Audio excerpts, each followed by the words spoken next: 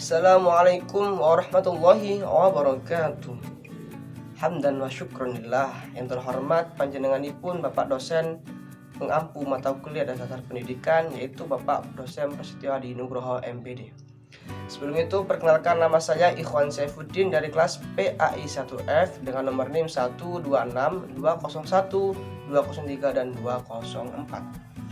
Di sini saya akan sedikit memaparkan tentang tema yang dibahas, yaitu bagaimana sih inovasi penyelenggaraan pendidikan di era teknologi atau era digital ini.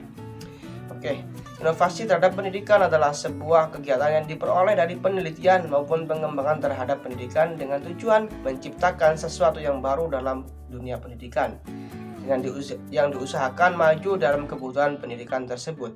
Semua bidang dituntut untuk proaktif dalam menyelenggarakan pendidikan kegiatan di era digital ini. Salah satunya yaitu di bidang pendidikan. Tercatat bahwa negara Indonesia, negara kita ini sebagai negara pengguna internet terbanyak se-Asia. Dalam proses komunikasi di era digital ini dalam pendidikan mengalami pembaruan, yakni yang dulunya pembelajaran secara praktikal, bertemunya antara murid dan guru dalam satu ruangan yang dapat bertemu langsung. Kini pendidikan berubah menjadi digital yang dapat mempertemukan tenaga pendidik dan terdidik dalam satu room teknologi. Inilah akibat inovasi pembaruan di era digital ini yang tak bisa dihindarkan oleh semua pihak dan semua bidang. Oleh karena itu, pendidikan di era digital ini memerlukan kesiapan dari pendidik dan juga peserta didik yang mumpuni. Dengan adanya era digital ini dapat juga menjadikan terobosan dalam pembelajaran. Ya, karena sekarang ini masa-masa pandemik akibat sebuah virus yang menyebar ke penjuru dunia, yaitu virus COVID-19 atau COVID-19 ini. Dalam kehadiran teknologi yaitu atau digital ini dimanfaatkan dengan baik, digunakan dalam kegiatan belajar mengajar dengan belajar sistem daring atau dalam jaringan. Kini lockdown atau mengakibatkan tak dapat bertemunya pendidik dan peserta didik. Juga berhasil memanfaatkan aplikasi-aplikasi untuk menjadikan kepentingan kebutuhan pendidikan, dapat menggunakan WhatsApp group untuk perkenalan ataupun antar peserta didik dan juga tenaga untuk pengumpulan tugas. Untuk pengumpulan tugas juga bisa ke e-learning atau e-learning juga untuk absensi kampus, daftar atau e-pustaka, dan masih banyak lagi aplikasi-aplikasi dalam kelancaran sebuah pendidikan.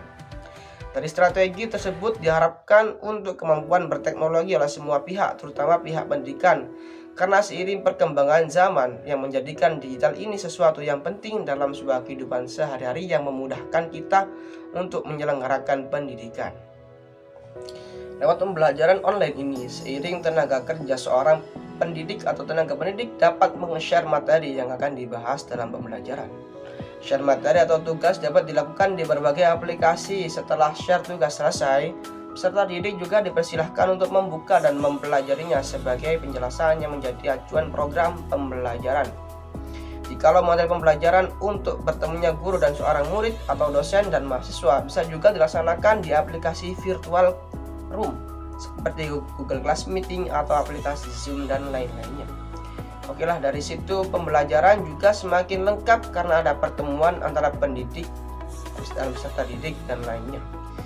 Di era digital ini juga dapat mempermudah mencari informasi dan referensi untuk pendidikan dari berbagai tenaga ahli, berbagai keahlian atau tokoh ahli atau pendapat-pendapat yang ada dalam internet tersebut. Dari situ diharapkan untuk lebih memahami mana yang baik dan mana yang harus dijauhi, bahkan dihilangkan. Harus dapat memfiltrasi untuk kebutuhan pendidikan yang ia butuhkan dengan baik. Tentunya ada dampak positif dan dampak negatifnya. Dampak positif yaitu diantaranya yaitu menjadikan warga pendidikan lebih memahami dan lebih mengerti dalam penggunaan teknologi digital ini. Yang dulunya kemampuannya hanya 30%, kini berkembang menjadi 70% dan semakin lama semakin bertambah dan berkembang. Diharapkan juga tenaga pendidik lebih mengerti strategi digital ini, lebih ahli dalam mengoperasikan teknologi sebagai tauladan untuk peserta didiknya. Juga ada dampak negatifnya yaitu murid-murid atau tenaga terdidiknya itu menjadi lebih malas, menjadi pribadi yang malas, bermalas-malasan dan bahkan acuh tak acuh terhadap pendidikan. Itu yang ditakutkan, itu adalah sisi negatif dari pendidikan di era digital ini. Di samping itu, inovasi terhadap pendidikan juga dipenuhi oleh kuota belajar yang secara gratis dibagikan dari Kemendikbud maupun Kementerian Agama. yang berguna untuk melangsungkan kegiatan pembelajaran dengan baik. Untuk kuota gratis tersebut juga hanya dapat mengakses beberapa aplikasi yang pendidikan saja, dibatasi untuk aplikasi-aplikasi yang lainnya. Dari berbagai inovasi penyelenggaraan pendidikan di era digital ini diharapkan agar dimanfaatkan dengan sebaik-baiknya oleh berbagai pihak manusia, terutama dalam bidang pendidikan. Semoga era digital ini dapat menjadikan dan maju dan mencerdaskan tingkat pendidikan menjadi lebih baik. Mungkin itu saja dari saya, kurang lebihnya saya mohon maaf. Ihdinas syiratal mustaqim. Wassalamualaikum warahmatullahi wabarakatuh.